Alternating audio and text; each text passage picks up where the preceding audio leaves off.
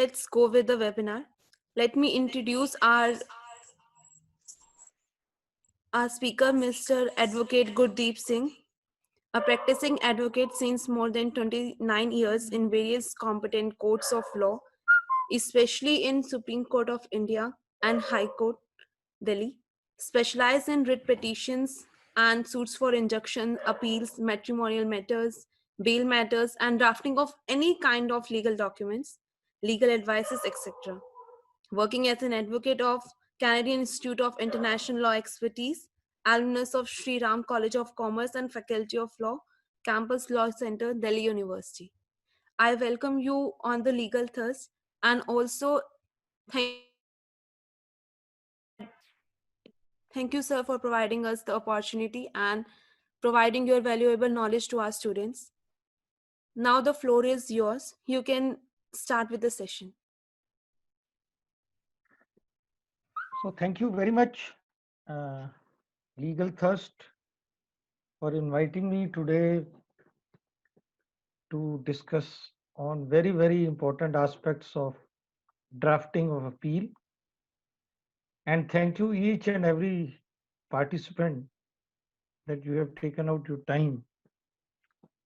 And today I will discuss some of the very, very pivotal aspects of civil appeal and some other aspects of law because I have traveled a long and very meaningful journey of 29 years plus in litigation.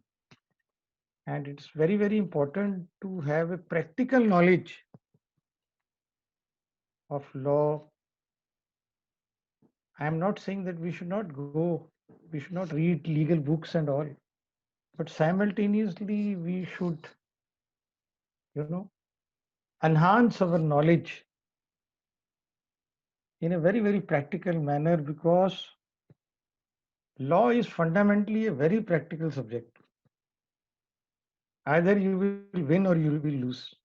This is a very unique profession where lawyer has to play a match with another lawyer on everyday basis. Like every case we have, it's a match. There's no other profession like this. Like in medicine, engineer, architect, MBA and all,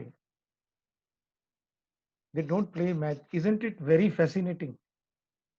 So every day we have to enhance our skill, and if we are not up to the mark, then we will bite the dust. So this is very, very important thing which I am telling you, a very practical aspect that you all have to really learn and understand. And my only humble, before I start touching, an important aspect of drafting of civil appeal, that because you all are students or fresh advocates, and there is a very wrong myth that a lawyer and an advocate has to be very, very cunning, very, very shrewd, बहुत तेज तरार होना चाहिए. It's absolutely wrong. Lawyer has to be sincere, earnest, and committed. The dictionary meaning of sincerity is no pretension. Dictionary meaning of earnestness is that you have to be serious. Casual people can't touch heights in life. And commitment is fulfilling your promises. So, these three qualities a lawyer must have, along with the passion, obviously, and a good command over English, if you really want to touch great heights. And take it from me, initial stages are tough, but after some time, sky is the limit. Whatever you can imagine, you will achieve in this profession. I'm talking about litigation because I am an arguing counsel. So I'm talking about litigation, like typical lawyer, typical advocate who argues in front of the judges. So before I start touching very, very important aspect of drafting of civil appeal. These 3 points are very, very important. You may note it down. And now I will touch today. We are here, how to draft a civil appeal. Very first point, we have to really understand what is civil appeal. And before, I will touch certain pre-ingredients, that what is the limit, time limit of filing a civil appeal against an impugned order of the original court, and what is the jurisdiction. It's very, very important to understand, because if you are filing a case in the wrong court, and if you are not filing the appeal within the prescribed period of time, then you are not going to win. At the very first stage, you will lose. So I really want to, and I will explain this with an example. Because I am from Delhi, so I will give you an example of Delhi. Suppose any aggrieved party can move a civil appeal under section 96 of the CPC, Civil Procedure Code 1908. Suppose if a plaintiff had filed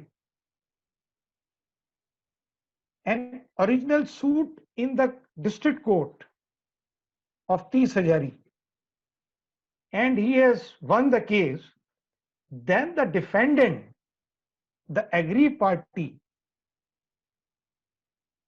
will become an appellant and can file RFA, regular first appeal, under section 96 of the CPC in the Honorable High Court of Delhi at New Delhi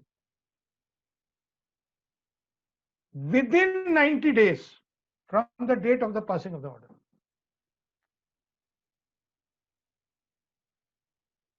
Suppose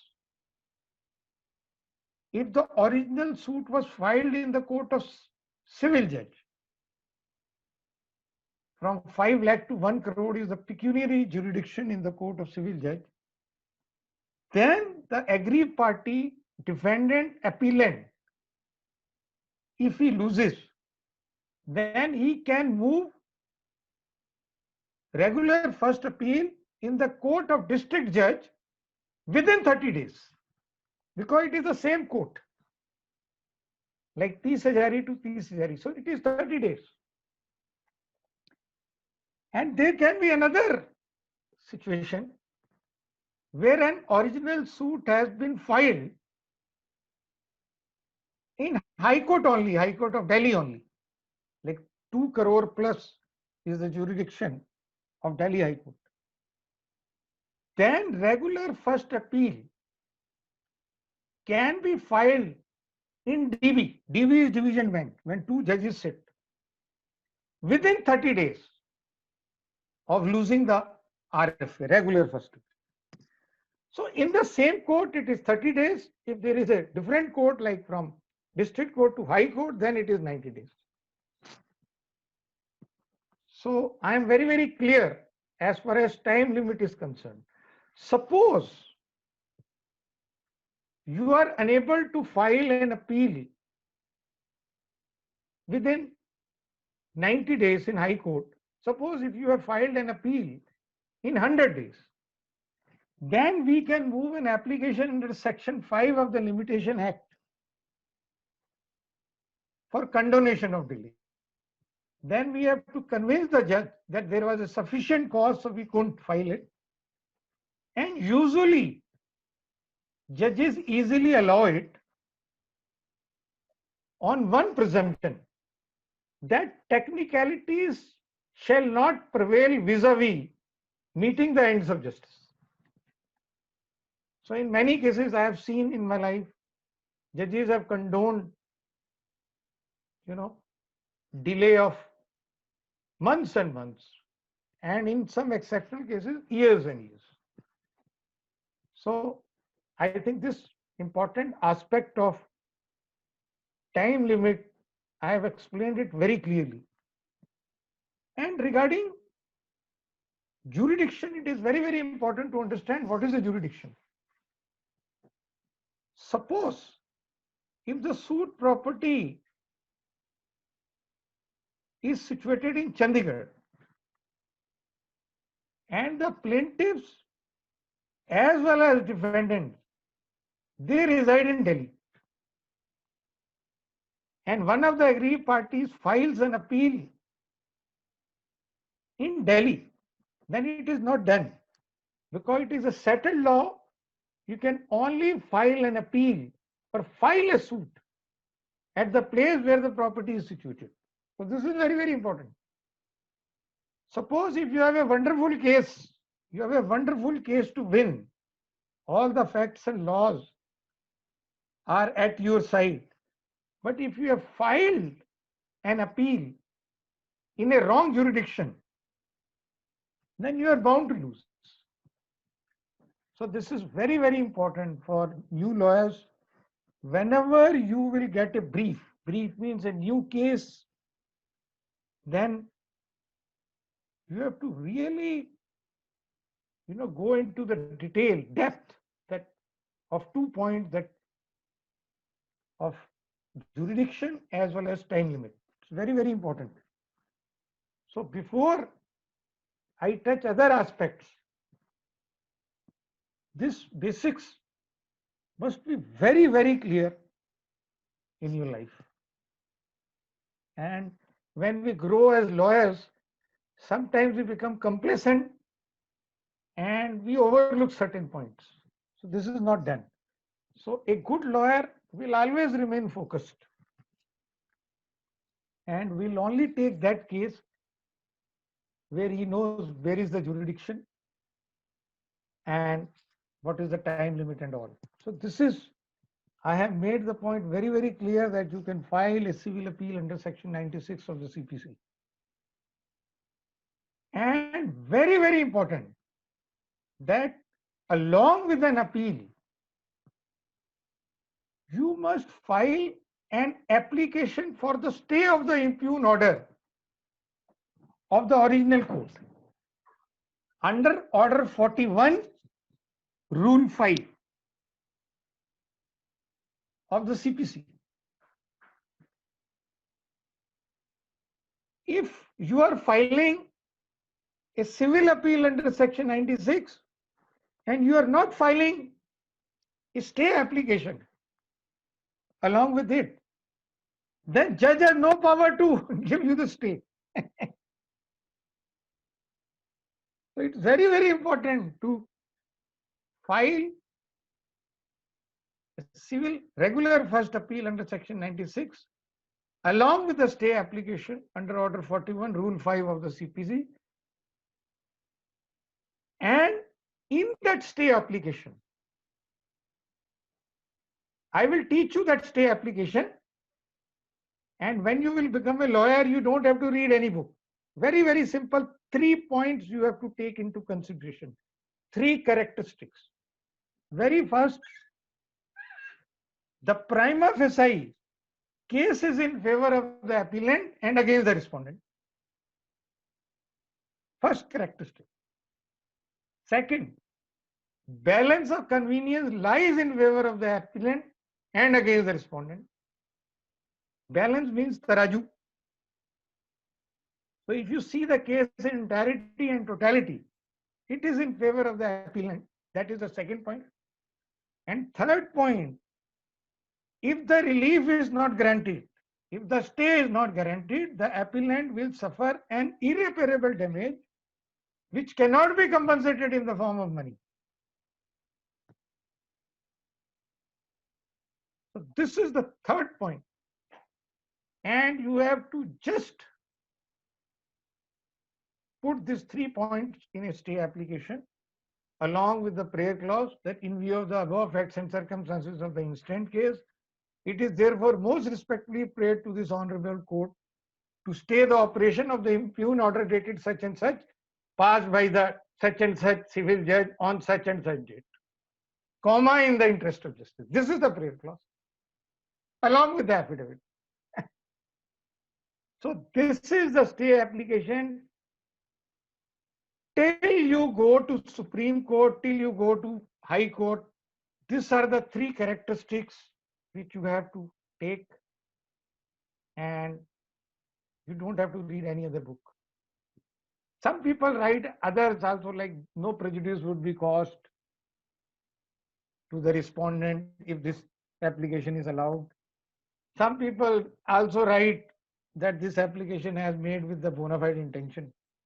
But these are very, supportive averments. But these three are mandatory averments. And now I have taught you how to make a stay application along with the regular first appeal. Now, before I go to the very important aspect today of drafting, that what grounds you should take in CPC, in CPC under section 96, so that you can win the case, I would like to touch regular second appeal also, RSA. Suppose if you lose RFA also, regular first appeal, in High Court, then you can file a regular second appeal in DB, Division Bench. But court will only entertain it if there is a substantial question of law is involved. Then court will not go into the facts. Court will see whether in RFA, whether the judgment is inconsistent of the land or not.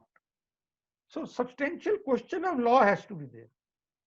Then only RFA will be entertained.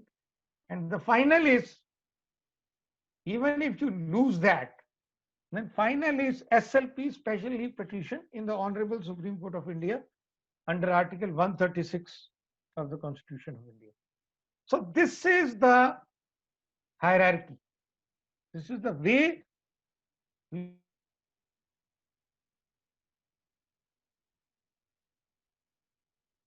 of the CPC. Section 100, 96 for regular first appeal, Section 100 for regular second appeal. So I have made it very clear that how we have to go. Now I am going to touch very, very important aspect. Your success of appeal prima facie lies what grounds you are taking. So drafting has to be very good. If along with drafting, if you are a wonderful arguing counsel, nothing like that. But if you are arguing very well, then judge will ask, where is the ground written in the petition, in the appeal? Then you will bite the dust. So it's very, very important to have a grip over your drafting. So I'm very, very happy when I was talking to the team of Legal Thirst. So they talked about, that we really want to talk about drafting. It's a very, very important aspect. But I personally feel so that you young people should have grip over drafting also, and should have grip over your language also. Otherwise, you want small cases you may squeeze through. But in typical, very, very sensitive cases, high stake matter, you may not be able to go through. So I will discuss later on in some another workshops what are these high stakes and sensitive matters. But at this stage, whatever I am saying, please listen to it with great focus. Recently, for the last 2-3 months, 5-6 months, I have been watching that Honorable High Court is really taking the ground of perversity very, very seriously. I have seen many SLPs, special leave petitions, being admitted, being allowed only on the ground of perversity, that the order, the judgment and decree passed by the Honorable High Court was perverse. Only one word. Only on that one word, they are allowing special leave petition. So we have to be, what is this perversity? So I am going into the dictionary meaning of perversity. Very, very important to understand. Perverse mean, I am giving you 4 or 5 explanation of perversity. You must always, when you will become lawyer, please take this as a first ground. Perversity is deliberately departing from what is reasonable or required. Means unreasonable order passed by the lower court. Second, persistent in error. Perversity also includes the meaning of that the impugned judgment and decree was erroneous. Third, wayward, intraceable, peevish. Wayward, intraceable, peevish. Peevish, the other explanation of peevish is foolish. The judgment passed by the lower court was foolish. Fourth, against the weight of evidence or the judge's direction. So all these points include in one word perverse. So it's very, very important aspect of drafting. This is the ground you have to take in section 96 of CPC, that the impugned order passed by the learned district judge or learned civil judge is prima facie perverse, and then you have to give the details. So this is the first ground you have to take. I'm not saying you may or may not. You have to take. And second point is that always try to bring, Article 19, 20 or 21 of the Constitution of India, that the impugned order is violating the provision of Article 19, 20, 21, that right to work, right to speak. This is also second very important point. Try to bring, Constitution of India is the mother of all the acts. Constitution of India is the mother. So please bring that. When you will bring violation, that impugned order passed, impugned judgment and decree passed, is violative of Article 19, 20 or 21 according to the facts and circumstances of the case, then appellant judge takes it very, very seriously. Has to, because it's a question of constitution.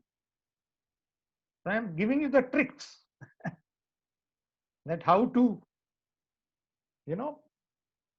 catch hold of the discretionary power of the judge. Corner him with your wonderful arguments and drafting. Third, a very, very important point, which I have been taking over the years, is res ipsa loquitur.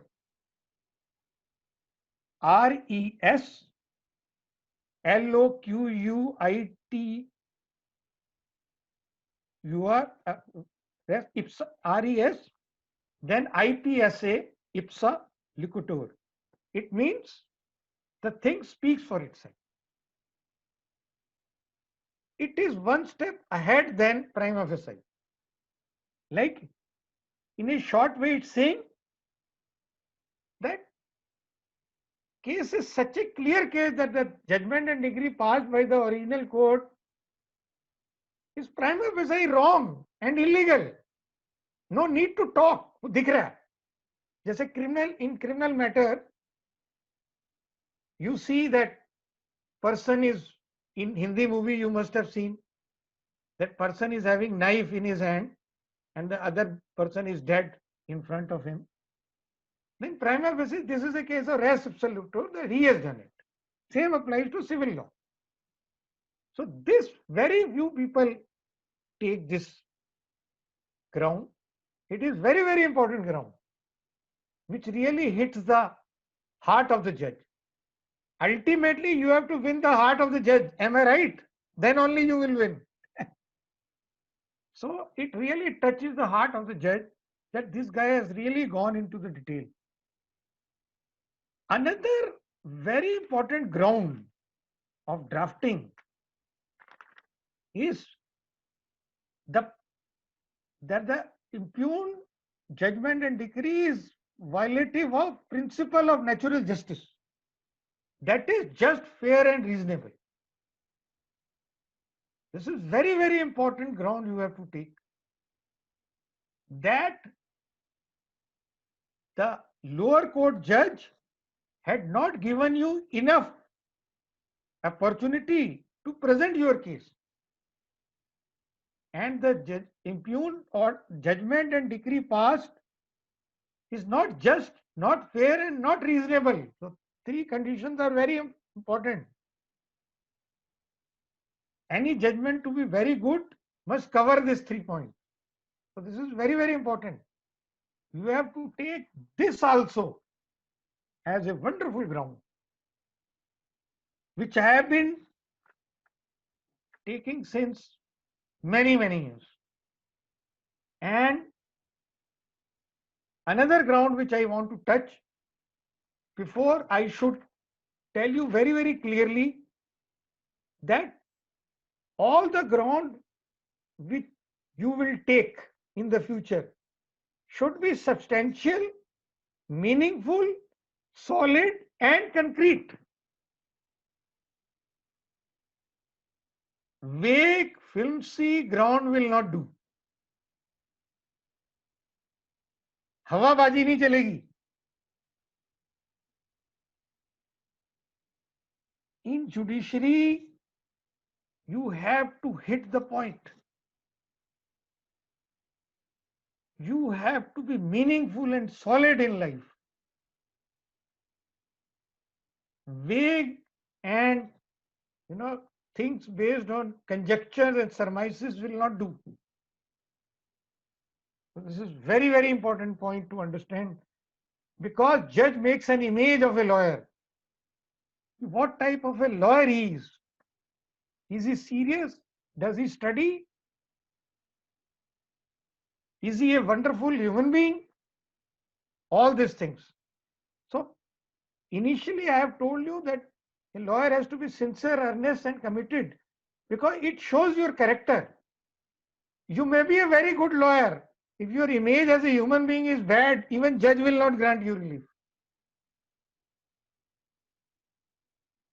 Same applies to friendships and all. You have to be sincere, earnest, and committed. Otherwise, you will lose the friend. In the field of judiciary, you will lose the case. So this is what very, very important thing which I have discussed. Now I am talking about another ground, because if I start talking about grounds, then I may take another 3-4 hours more. But I am touching very, very important aspects so that you can understand basic framework of a very good drafting. And another very important point which you have to take in ground of appeal is Audi Altem Partem, AUDI -ALTEREM -PARTM. It means hear the other side. I have seen many judges, especially in district courts, they sometimes get irritated, and lawyers and advocates also make them irritated, by not appearing, and somehow by not listening to the other lawyer, they passed judgment and decree. And now I am going to touch, before I will complete, deliberately I am not completing that sentence. That deliberate, I am using the word judgment and decree again and again. So you must, some people may be confused that what is this decree? DECREE. And why Mr. Singh is using the word judgment and decree? So in normal sense, both are similar to each other, but not exactly. Decree is the final order of the court in a suit. It's a final order. And judgment is the finding that the judge has arrived at from the material placed before him. So decree is a step ahead than judgment, and decree has an authoritative power. Judgment is only a theory. Decree can be executed, judgment cannot be. So this is the very subtle difference. So why I am touching dictionary meaning? You must have seen, you have seen that I am going into the detail of every word, because a good lawyer should not use any word where he does not know the meaning. Please. Otherwise, you will bite the dust one day. In good cases. छोटी छोटी जगहों पे तो चल जाती है. In district court, you may. But not in high courts, and definitely not in Supreme Court. So a good lawyer, a good advocate, you know the difference between lawyer and advocate? Lawyer is a person who clears LLB. An advocate is a person who, enroll himself in the bar and start practicing. So a lawyer may or may not be an advocate, but an advocate has to be a lawyer. So this is what I also, want to tell you. So use those words only in court. And I should say even in life, where you know the meaning.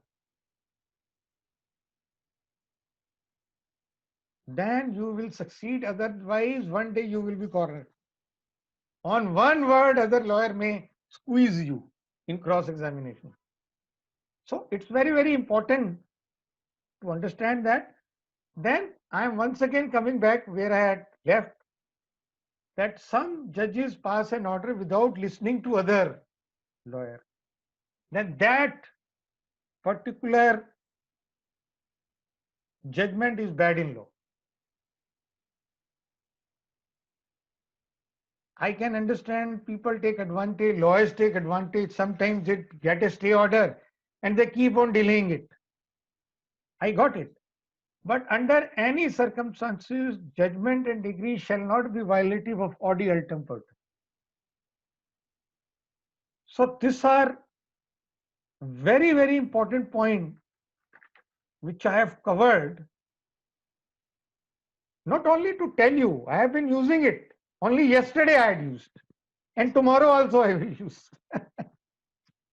So these are such grounds, and there are many other grounds that judgment is bad in law, judgment and decree is bad in law, and judgment and decree have no legs to stand upon. That judgment and decree is unsustainable in the eyes of law. So this is what, very, very important to understand, that these grounds which I have just stated, they have to be part and parcel of an appeal under section 96 of the CPC. Then, if you take these grounds, chances of your success is really very, very high. So it is very, very important to keep these grounds in your mind, and as this lecture, workshop, or webinar, whatever you wish to say, you should listen to it more and more with great focus and try to inculcate, such things in life.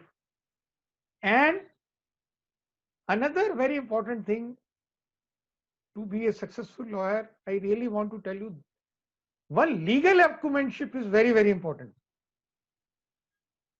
A good lawyer is that lawyer who is having wonderful legal acumenship. And legal acumenship you can only acquire by studying more and more law. In fact, you should study at least half an hour, 1.5 hours law on daily basis. It's very interesting. So, you must have seen lawyers are very different from ordinary people. They are a step ahead than others. This is legal acumenship. You get a discerning power. You start understanding right and wrong in a better manner than from an ordinary man. So this is what I really wish to tell you. These are very, very important things for drafting as far as CPC is concerned, appeal is concerned. And I really want that many people should come and start, posing a lot of questions, because it will be very, very practical in order to answer it. And I have just given you a format, what sort of, like a good drafting of appeal should be there. Now anybody can have any question. I am here to answer. Good evening, sir. Good A evening. very good evening, sir. So my name is Mitansh Gupta, and I'm the second year law student from Law Faculty, Delhi University. So my question is, sir, if I have to set aside a degree under Order 9, Rule 13, sir, for it, I read that you can avail both options of using Order 9, Rule 13 also in the same court, and also appeal under Section 96 sub-rule subsection 3. No, basically, Mitansh, I have got your question very clearly. Yes, but sir. This is very, very, as far as 913 is concerned, its role is different. Section 96 is specifically, suppose if there is some specific section is there, then why we are avoiding this specific section? I am just asking you a question. We should not. Try to understand what I am saying. In CPC, you can do many things. Whatever you have said, yes, very practical. Many people do it. But a good judge will corner you that when a specific section is there for that, why you are not going for that? Now give me the answer. Nobody can answer it. You have alternative remedy. I am not denying it. But why you are not invoking specific provision? Is there any reason? I think you have got it what I am saying. Sir, I have got it, sir, but I am still unclear about one point, sir. What point? If you allow me to speak. Yes. Sir, I rightly agree with you, sir, that we will use a particular section for remedy for which remedy is provided. But sir, if I have also filed the appeal and also you availed Order 9, Rule 13, both the options I have concurrently availed. Okay. So then, sir, after that, can I go for first appeal also? If the, that's what I am saying. Suppose if you are you are going into the specific section, then you will also avail RSA, regular second appeal. Try to understand. Otherwise, a good judge will combine. One day there will be a situation, they will club the matter, because ultimately relief is the same. Okay, ultimately relief is the same. I think you have got it. I am not saying you can't do it. I have not said you can't do it. But why to do it? Unless there is some, unless there is something you really want something else, Are you getting my point? Yes, sir, I got it. Try to understand. I have to buy a sofa, and in a shop I am getting a sofa. Why should I go to another shop where I am getting table and all those things? Because I need a sofa, I am getting a sofa. If I am going to some another shop, or some another court, some another provision, then you know, if I am a judge, then I will think in a very different manner. That there is something which he really wants to get under that garb. So try to be very, very sincere and earnest. If there is a specific provision, then go for that. I think I Yes, sir. have Thank made you the so much, point. sir. Yes, that is it. Please, any other question?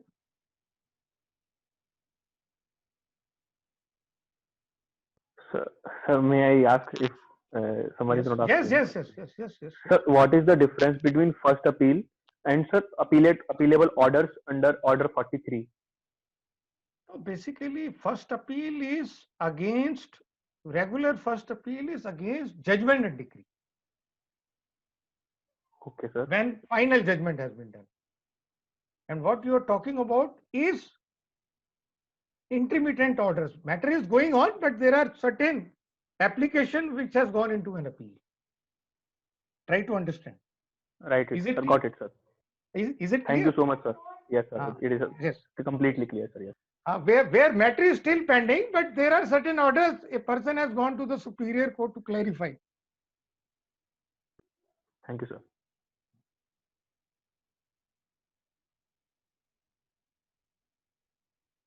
Please come out, because this is a very good opportunity to use my bit of knowledge. Because in colleges we learn a lot of theory, which is also very important at your stage. But people like me will talk about practical things. So please come out with a lot of questions. And I have already touched many points, and time is also getting shorter and shorter. Sir, recently Supreme Court passed an direction that all the 6 months back stay orders will be renewed soon. And will this have the effect on the 2004 RSA appeal, which is in status quo? Basically, yes, it will have an effect. Basically, in COVID-19, we are getting protection from certain orders from the courts. Like this is also a direction. And in 2004, that status quo order which you are saying, it's also part of that. If Supreme Court has passed, yes, Supreme Court has done it. It will have an effect. It will have a positive effect, because no adverse order will be passed now against, till today, there is no such order from the court, and there is a specific order from the Honorable Supreme Court and many high courts that no adverse order should be passed. And yes, it has an effect. Answer is yes. Even I am, in practical life, I am taking advantage of this, because I have got the stay and I am getting an advantage of this. Yes, you are right. Yes, it has an effect. Okay, It thank will you. also be included, yes. Okay. Uh, Anyone can unmute sir, themselves and can ask questions. sir, Yes. when we talk about res judicata, sir, it is very difficult to apply on the given facts that in this case res judicata will apply or not. There are many points, and sir, if it is not applied, then we can avail constructive res judicata also. Sir, it is Yes. very typical, sir. Please constitute, sir, please. Yes, as far as res judicata is always a very subjective matter. It's always that court has already decided this point. Then people, they twist the facts a bit, they twist the facts, and they interpret the law in a different manner.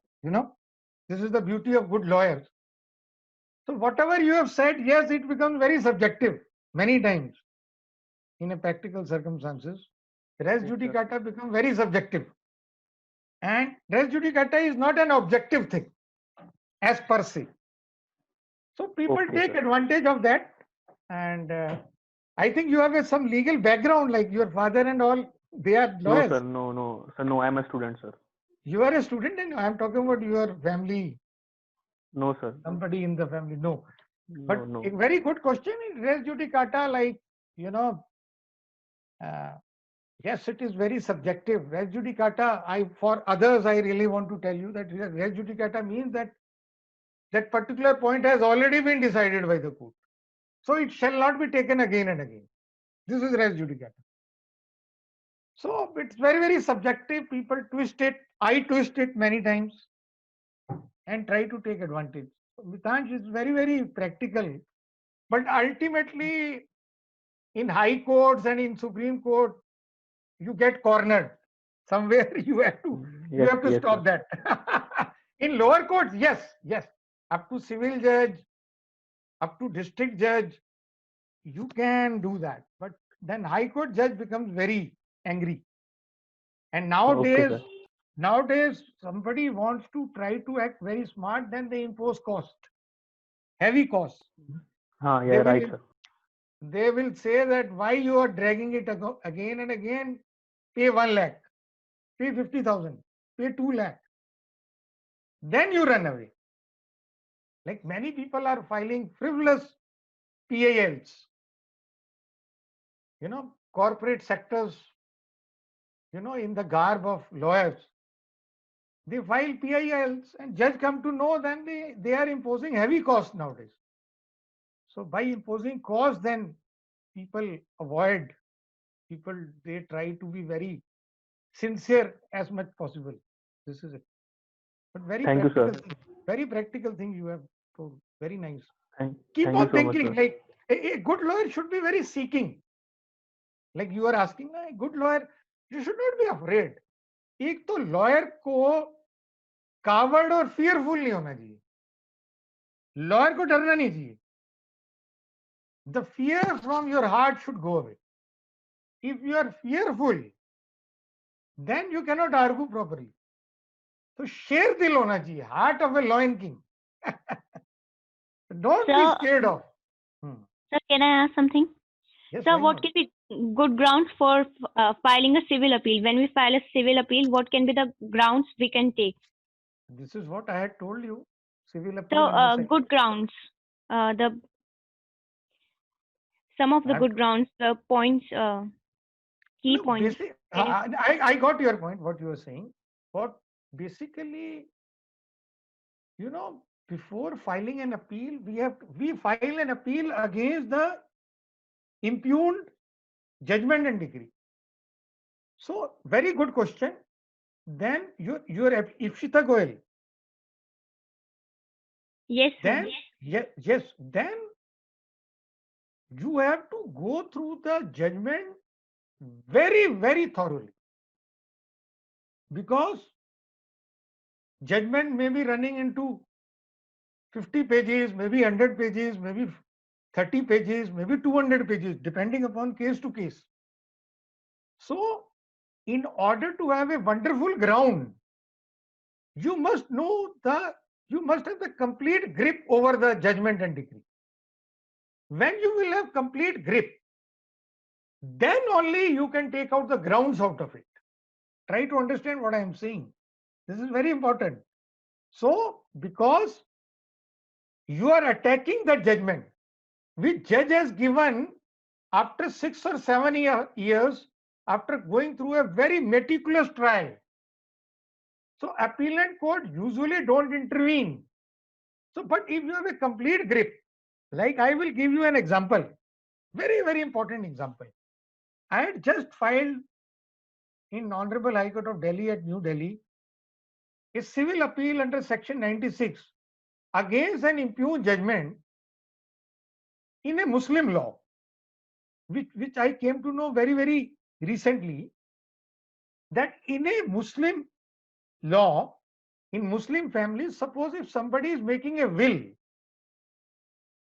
then if you are giving more than 1/3 of the property, then if the other person is aggrieved, you are snatching that property and giving it to him. You have to take consent of that other person.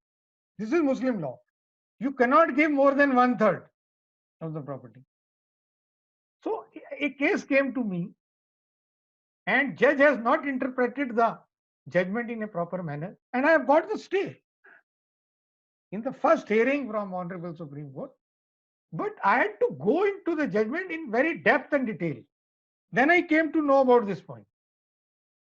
So you can come out grounds which I have already taken, whatever the grounds, ground of perversity, ground of principle of natural justice, ground that judgment passed was bad in law, judgment is unsustainable in the eye of law, judgment has no legs to stand upon, but you have to give explanation, and you can only give explanation when you will go into the detail of that impugned judgment. This is my answer. Is it clear? Yes, sir. So you have to thoroughly go through that judgment. Any other question? Sorry, sir. Again, I have a question. No. Very nice, very nice. Last question, sir. This is my last question. So I had many questions, sir, but I did not get anyone to answer. You answered very beautifully, sir. Sir, in 37, somebody suits. Sir, if a decree is passed without giving leave to defend, sir, what can I file appeal against this summary suit in the Why case not? of summary suit? If Why leave to not? defend. Obviously, and in moreover, you have such a good ground that leave to defend was also not given. Yes, sir. Why not? Appeal is your right. Appeal is your right. Please, there cannot be any judgment where you can't go for, except Supreme Court. Even Right, in sir. Supreme Court, after SLP, there is a review petition, and review petition there are so many other applications. Appeal is your right, Mitanj. It is your right. That is different than whether you succeed or not. Yes, sir. Whether Right, you sir. succeed or not is a different story, but appeal is a right. Like even if somebody is saying that evict that property, then that particular judge has to give you 3 months time. You cannot be evicted like this. The judges give you 6 months. That till 6 months, this order, this judgment cannot be executed. So appellant Thank you, sir. time has to be given by the judge. Otherwise, the judgment is wrong. You can win the appeal immediately. The judge has not given me the time to file an appeal. So that judgment is prima facie wrong. Okay, sir. Appeal is your right. So very, very nice, having a wonderful. Thank you, sir. We have It's yes, such a knowledgeable session, and you explained all the points very beautifully. And Mitash, also thank you to you for asking such a nice questions, because Thank you so much to you to bringing sir here. Thank you so much. Thank you all, and thanks again, sir. So we are heading towards the end of the session. Thanks, everyone. So thank you very much for inviting me today. We may have some more sessions like on many other things like writ petitions, like many other things of law, practical aspects of law, and We will surely have another session with you on the writ petitions. I think that will be also beneficial for our students. And today we have registration of 30+ students, but I am amazed that so many students miss this great opportunity to learn from you.